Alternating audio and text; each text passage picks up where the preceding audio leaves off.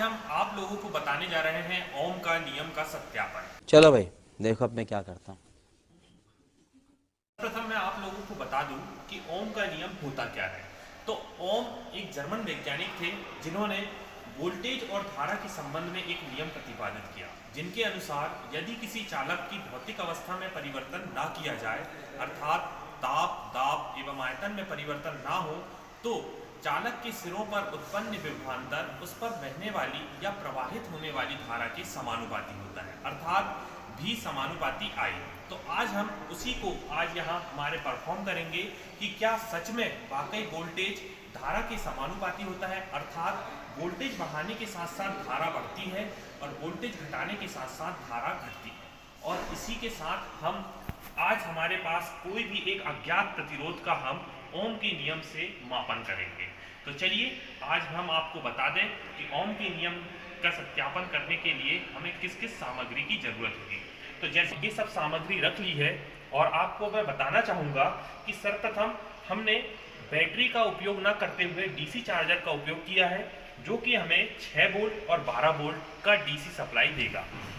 इसके बाद हमने धारा मापने के लिए एम्पियर मीटर का उपयोग किया है, वोल्टेज मापने के लिए वोल्ट मीटर का उपयोग किया हुआ है। प्रतिरोध को बढ़ाने एवं घटाने के लिए हम वेरिएबल प्रतिरोध अर्थात रियोस्टेट का प्रयोग करेंगे। इसके साथ हमें कुछ जोड़ने के लिए कुछ केबल्स या लीड्स की जरूरत होगी, या अगर आपके पास वोल्ट मीटर और अमीटर एक्यूरेसी अगर आपको चाहिए तो आप इनके लिए मल्टीमीटर का भी प्रयोग कर सकते हैं।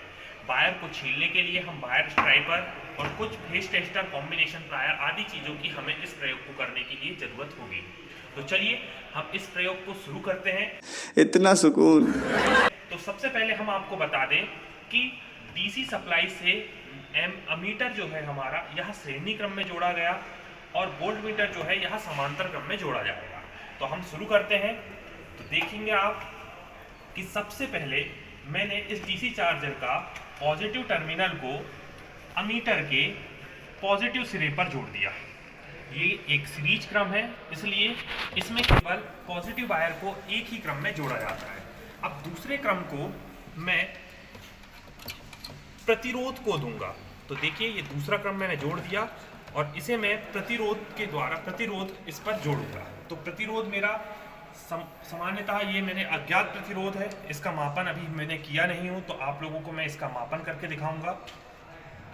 तो ये देखिए यहाँ मैंने प्रतिरोध को भी अमीटर से आने वाले दूसरे टर्मिनल पर जोड़ दिया। इसके साथ साथ इसका एक टर्मिनल मैं रियोस्टेट से कनेक्ट कर दूंगा। तो देख सकते हैं आप, एक ये टर्मिनल मैंने लिया, दूसरा टर्मिनल रियोस्टेट से मैंने कनेक्ट कर दिया। तो ये मेरा रियोस्टेट है, रियोस्टेट के टर्मिनल से मैंने इसे कनेक्ट कर दिया। अब रही बात वोल्ट मीटर की। तो देखिए वोल्ट मीटर जो है साधारण का समांतर क्रम में जुड़ता है और प्रतिरोध के समांतर। तो ये प्रतिरोध के ये दो टर्मिनलों से मैं वोल्टेज अर्थात ज्ञात करने के लिए वोल्ट मीटर को जोड़ूंगा। तो इसके लिए मुझे कुछ लीड्स की आवश्यकता होगी।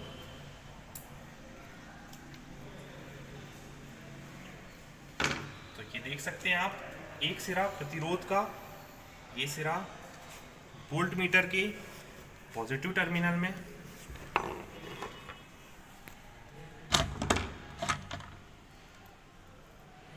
साधारणतः अगर हमें इसे ज्ञात करना हो तो हम इसे ऊपर के टर्मिनल पर भी जोड़ सकते हैं, जिस पर यह जो कनेक्शन होता है यह टेम्परेरी कनेक्शन होता है, लेकिन हमारे कोई भी कनेक्शन लूज नहीं होने चाहिए। तो ये देखिए आप, इसे मैंने टेम्परेरी अभी मैं आपके सामने जोड़ देता हूँ ना। तो ये देखिए मैंने ये वोल्ट मीटर का जो कनेक्शन है इसे मैंने टेम्परेरी जोड़ चुका हूँ। अब इसका भी दूसरा कनेक्शन मुझे लगेगा, तो मैंने एक और अन्य वायर दिया, इसे भी मैंने वायर स्ट्राइपर के द्वारा काट कर इसके दूसरे सिरे पर जोड़ता हूँ। तो आप देख सकते हैं जैसा कि ये प्रतिरोध का दूसरा सिरा है और यहाँ मैंने वायर जोड़ दिया हूँ, और ये दूसरा जो वायर है यहाँ जाएगा वोल्ट मीटर के दूसरे टर्मिनल पर। तो देख सकते हैं आप कि यहाँ मैंने दूसरे टर्मिनल पर वोल्ट मीटर को जोड़ दिया। अब बचता है रियोस्टेट का एक सिरा और मेरा नेगेटिव पॉइंट। तो इसे मैं रियोस्टेट के पहले टर्मिनल पर जोड़ देता हूँ। तो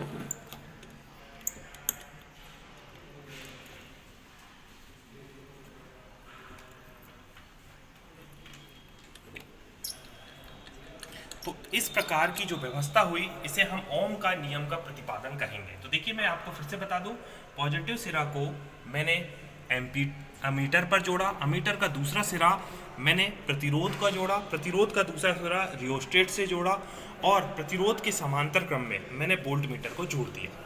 तो इस प्रकार मेरा ओम के नियम का जिस भी प्रकार की व्यवस्था थी यह मैंने कर ली है।